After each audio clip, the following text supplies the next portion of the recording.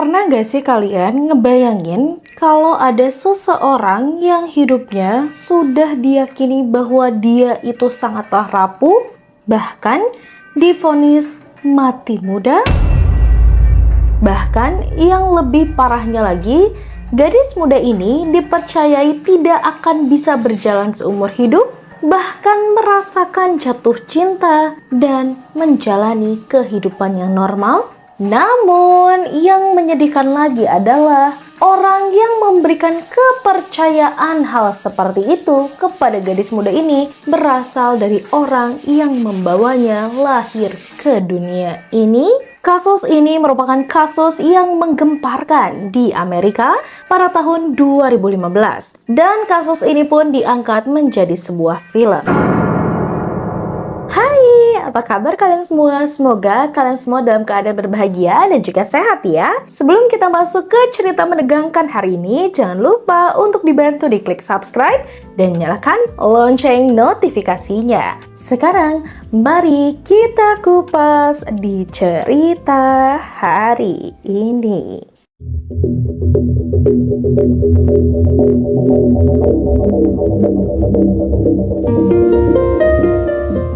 Nama gadis kecil ini dikenal sebagai Gypsy Rose Blanchard yang lahir pada 27 Juli 1991. Sejak kecil, dunia melihat Gypsy sebagai gadis yang penuh dengan penderitaan. Tubuh Gypsy yang kecil, kepala yang tidak pernah ditutupi oleh rambut, dia pun harus duduk di kursi roda. Berbicara, Gypsy pun pelan, tidak seperti anak-anak yang lain. Namun, di sampingnya selalu ada ibu yang menjadi pelindungnya yang bernama Claudine Didi Blanchard. Didi lahir pada tanggal 3 Mei 1967. Didi tampak seperti malaikat pelindung bagi Gypsy. Didi merupakan ibu yang setia, yang menemani Gypsy kemanapun Gypsy pergi, dan menjadi garda terdepan untuk Gypsy. Didi pun rela mengabadikan hidupnya untuk merawat Gypsy yang sakit parah. Ya, setidaknya itulah cerita yang orang percaya. Kok gitu? Menurut Didi, Gypsy ini menderita penyakit segalanya. Dari penyakit parah seperti leukemia, distrofi otot, epilepsi asam kronis, dan gangguan perkembangan pada bagian tubuhnya. Daftar penyakit dari Gypsy ini sangat amatlah panjang. Bahkan sampai ada yang berpikir, kok bisa Gypsy masih tetap hidup sampai saat itu? Yang lebih menyedihkan lagi dan membuat orang iba akan apa yang diderita Gypsy, setiap Didi diwawancara membahas penyakit Gypsy, Didi selalu pasang muka sendu, menangis, terisak dan tak menyangka bahwa anak yang dirawat dan dijaganya ini tidak akan hidup lama. Karena hal tersebut, orang-orang pun jelas bersimpati. Rumah sakit pun memberikan bantuan, yayasan amal pun bahkan ikut turun tangan. Namun gak di situ aja, Habitat for Humanity pun membangunkan sebuah rumah untuk Gypsy dan juga Didi. Yang lebih mengharukan lagi karena banyaknya orang baik yang membantu mereka, bahkan Disney pun mengundang Gypsy untuk datang ke sana. Semua pintu pun jelas terbuka, namun ada satu hal yang mencengangkan bahwa semua hal ini adalah pembohongan publik. Penderitaan palsu yang dipentaskan secara sempurna. Apa itu? Karena ternyata Gypsy bisa berjalan. Hal ini jelas tidak diketahui oleh publik. Sejak kecil, sebenarnya tubuh Gypsy ini tidaklah selemah apa yang diberitakan oleh Didi. Gypsy merupakan manusia atau anak yang tumbuh dengan baik, normal, bahkan Gypsy pun bisa berjalan. Ya, kalian tidak salah dengar. Gypsy merupakan anak yang tumbuh dengan normal, bahkan dia bisa berjalan. Gypsy ternyata dari kecil sudah dilatih menggunakan kursi roda. Karena ujar Didi, jika Gypsy berdiri atau berjalan, dia akan terluka. Karena kaki Gypsy yang lemah, ujar Didi. Lalu, kenapa rambut Gypsy ini botak? Karena Didi ingin orang-orang mengira bahwa Gypsy terkena penyakit kanker. Bahkan gak sampai di situ aja kengerian atau kegilaan yang Didi lakukan. Didi bahkan memberikan obat-obatan keras yang dia sebutkan kepada publik ke tubuh Gypsy yang sehat. Di sana bukannya Gypsy sembuh, tapi justru Gypsy sakit sungguhan. Dan bukan hal itu aja yang kejam dilakukan oleh Didi. Didi justru paling kejam adalah dengan meracuni pikiran Gypsy. Jadi Gypsy sedari kecil tumbuh dalam rasa ketakutan. Dan yang lebih sedihnya lagi adalah Gypsy percaya bahwa dia bisa meninggal jika tanpa sang ibu. Didi bahkan memalsukan umur Gypsy. Dan jika ada satu hal yang menyeleweng ketika diwawancara di publik, Didi akan marah dan menangis dan akan memainkan pola dari pikiran yang tumbuh dalam Gypsy itu dan berkata, "Ibu melakukan semua ini demi kamu." Jujur aja, kalimat yang diucapkan Didi ini seperti kalimat cinta, seperti rasa sayang yang berlebih. Namun tanpa diduga, kalimat itu merupakan kalimat sebuah jeratan. Seiring berjalannya waktu, Gypsy pun mulai tumbuh dewasa. Gypsy mulai menyadari ada satu hal yang aneh menurutnya. Hal aneh itu merupakan apa yang dibicarakan oleh ibunya terkait dirinya yang sekarat dan juga tidak bisa berjalan. Dari situ, Gypsy pun mulai mencoba untuk diam-diam berdiri dari kursi roda. Dan dia juga merasa bahwa obat-obatan yang selama ini dia minum bukannya membuat tubuhnya membaik, justru Gypsy merasa mual dan juga pusing. Saat Gypsy sedang sendiri, akhirnya Gypsy pun mencoba berdiri dari kursi roda dan dia bisa berjalan.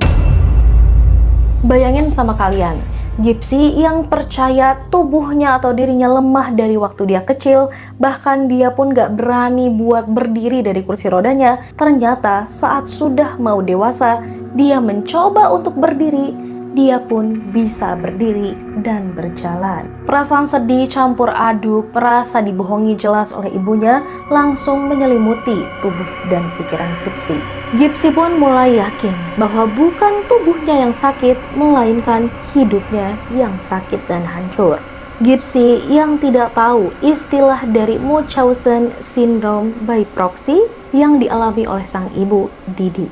Gypsy pun di situ sangat kebingungan. Ia bingung harus melapor ke siapa, cerita ke siapa, mengadu ke siapa. Gypsy bahkan merasa tercengang karena hal yang dialaminya selama dia kecil ini adalah sebuah kejahatan. Yang hanya Gypsy tahu dan Gypsy yakini, Gypsy selama ini hidup dalam sebuah perangkap sang ibu. Setelah Gypsy menyadari terkait kepahitan yang dialami selama hidupnya, dunia pun terus bereformasi dan berkembang. Lalu datanglah internet. Diam-diam, Gypsy mulai belajar mengikuti perkembangan dunia. Gypsy membuat akun sosial media sendiri. Di sana, Gypsy mendapatkan kehidupan yang sebenarnya tidak sepenuhnya bebas. Tapi di sana, Gypsy bisa menjadi dirinya sendiri, bukan Gypsy sang penyakitan. Bahkan Gypsy pun bisa mencurahkan apa yang dia rasakan. Di sosial media itu, Gypsy pun akhirnya bertemu dengan seorang laki-laki yang terlihat tampan dan juga baik bernama Nicholas Godejohn yang lahir pada 22 April 1989.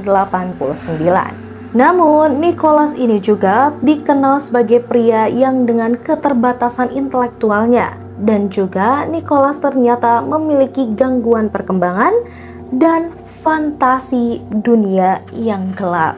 Namun, dengan kekurangan yang dimiliki Nicholas, tidak menutup rasa suka dari Gypsy. Gypsy pun menyukai Nicholas karena Nicholaslah seseorang yang mau mendengarkan seluruh kesah dan kepahitan dari hidup yang dialami oleh Gypsy, dan Nicholas juga percaya bahwa Didi adalah monster.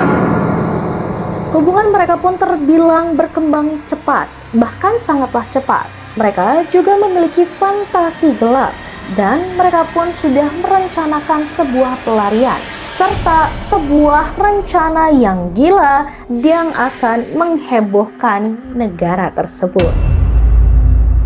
Gypsy memiliki keyakinan jika dia ingin terbebas dari jeratan ibu, dia harus menghilangkan nyawa sang ibu. Bukan dengan cara kabur atau dengan cara melapor, Gypsy justru berpikiran seperti itu. Karena Gypsy selalu merasa bahwa Didi selalu satu langkah lebih maju di depannya. Didi juga selalu bisa berbohong dan memutarbalikkan fakta yang ada. Dan disinilah tragedi besar pun dimulai. Tepat pada tahun 2015, Nicholas yang sudah mengetahui alamat rumah Gypsy, ia pun berkunjung ke rumah Gypsy. Nicholas pergi ke rumah Gypsy pada malam hari. Di sana, Nicholas sudah menyiapkan hal yang tak terduga, yaitu sebuah benda tajam, pisau. Gypsy yang langsung pergi ke kamar mandi dan dia menutup telinganya. Saat Nicholas masuk, dia pun langsung bergegas menuju kamar Didi, di mana Didi sedang tertidur. Dan tertidurnya Didi ini merupakan kesempatan emas bagi Nicholas. Nicholas langsung menghujani tubuh Didi yang sedang tidur dengan pisau yang dia bawa. Jadi pada saat Didi tidur, Nicholas langsung menghujani tubuh dari Didi sebanyak puluhan kali tusukan. Di sana Gypsy hanya menutup kupingnya dan dia berada di balik bilik kamar mandi. Sebenarnya aku nggak bisa menceritakan detail atau intensnya gimana Nicholas ini ngebunuh Didi, karena pasti setiap pembunuhan itu kan sangat mengerikan ya, bahkan disturbing. Jadi hanya seperti itulah gambaran dari cara Nicholas membunuh Didi. Akhirnya, setelah Nicholas selesai dengan apa yang dia lakukan, Nicholas dan juga Gypsy pun keluar. Di sana, Didi sudah terkapar dan tak berdaya dan sudah meninggoy. Gypsy yang terakhir kali melihat tubuh Didi itu pun tidak sama sekali menangis ataupun histeris. Justru Gypsy merasakan sebuah kelegaan dan sebuah kebebasan yang selama ini dia inginkan. Akhirnya, Nicholas dan juga Gypsy pun berhasil kabur. Namun, sepintar-pintarnya mereka menyembunyikan bangkai itu akan tercium juga. Di sini, pada saat Gypsy kabur dengan Nicholas, Gypsy pun memposting sebuah cuitan di akun Didi. Dari cuitan itu menimbulkanlah banyak spekulasi keanehan. Dan dari situlah polisi bisa menemukan Gypsy dan juga Nicholas. Jadi, pada saat mereka memposting ini, ada sebuah warga atau tetangga dari rumah mereka yang mencium aroma yang sangat tidak enak. Dan dari situ, polisi pun langsung mencoba untuk membuka rumah dari Didi ini. Setelah itu, mereka pun langsung mencoba untuk mencari jejak kemana Gypsy pergi. Karena pihak kepolisian dan publik pun tahu bahwa Gypsy sedang sakit parah. Tidak mungkin Gypsy melarikan diri seorang diri. Bahkan ada yang berpikir juga bahwa Gypsy ini diculik dan penculiknya itu membunuh Didi. Namun polisi setelah mengusut terkait meninggoynya Didi, polisi pun mendapat informasi bahwa ada sebuah cuitan di mana hari Didi meninggal yang menimbulkan sebuah keanehan. Dan dari situlah polisi mengidentifikasi terkait alamat IP address dari si pembuat status ini. Dan pada saat polisi sudah menemukan si pembuat status ini, mereka pun tercengang karena yang mereka temukan adalah Gypsy dengan seorang pria. Dan penangkapan Gypsy dan Nicholas inilah yang akan membuat semua kebohongan Didi terungkap. Setelah media dihebohkan dengan meninggalnya Didi dan juga menghilangnya Gypsy, mereka pun juga dihebohkan lagi dengan kebohongan yang runtuh. Di mana para dokter pun berbicara, bahkan tetangga pun berbicara, dan keluarga dari Didi pun berbicara. Di sana mereka pun merasa aneh terkait apa yang selalu Didi sampaikan. Bahwasannya Gypsy ini sakit keras, Gypsy bahkan tidak bisa berjalan, dan juga Gypsy bahkan divonis tidak hidup lama. Ternyata apa yang menjadi keanehan dan kejanggalan dari perasaan orang-orang yang mengungkapkan ini benar adanya. Bahwasannya Gypsy tidaklah sakit seperti apa yang disebutkan. Di sana media pun jelas makin tercengang. Kasus ini pun menjadi viral, ramai, bahkan banyak yang mendukung apa yang Gypsy lakukan. Karena pada dasarnya Gypsy harus menderita sejak kecil. Bahkan dia divonis tidak bisa hidup lama, tidak bisa bebas seperti anak-anak normal pada umumnya, tidak bisa menjalin relasi, bersosialisasi. Dia hanya diberikan obat-obatan dan juga rasa takut yang selalu ditanamkan. Pengadilan pun jelas dihadapkan dengan dilema yang sangat amat besar. Karena pasalnya di sini Gypsy yang juga pelaku namun juga sebagai korban, sedangkan Didi juga pelaku dan juga seorang korban. Akhirnya, karena dilema besar yang dihadapi oleh pengadilan pun memutuskan bahwa Gypsy hanya dihukum selama 10 tahun penjara. Namun, Nicholas dihukum seumur hidup penjara karena Nicholaslah yang mengeksekusi dan membuat Didi meninggoy. Nicholas dan juga Gypsy pun sangatlah kooperatif, apalagi Gypsy. Hukumannya hanya 10 tahun karena Gypsy yang kooperatif dan mau mengakui kesalahannya. Dari kejadian ini atau kasus ini pasti banyak yang bertanya-tanya, apakah itu adil? Jawabannya tergantung dari sudut pandang kalian. Karena dari sudut pandang aku, di sini Gypsy adalah seorang korban. Dia hanya ingin sebuah kebebasan.